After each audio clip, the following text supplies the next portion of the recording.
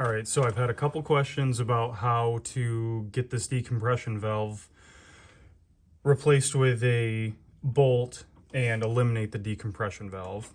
So, no, you cannot use a regular bolt. That is why it is not working. You have to use a smaller headed bolt. I found that a drain plug works perfect. Now, the threads are 14 by 125. So you get a drain plug with those threads, and then you cut the edges off flush with, the actual 6-point portion of it. I'll throw a couple pictures up of what you actually have to do to achieve it.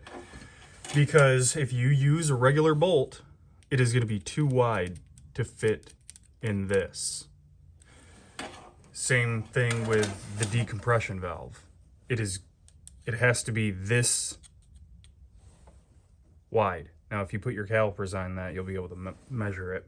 But you have to use a drain plug, cut the edges off of it so it's just your 6-point. Now, you do not have to use a gasket on this. You can just use red RTV and put it in. The other thing is, with the drain plug, it has a threaded or a non-threaded end. You have to cut that portion off, otherwise it will be too long and it will hang out into the cylinder. So it has to be this length, from this old crush washer to the end of this. That is the length that you're going to need that drain plug to be. Obviously your drain plug will be threaded all the way up. That's what you're going to want to use. Otherwise, if you leave the end, it'll hang inside the cylinder and then you'll have bigger issues.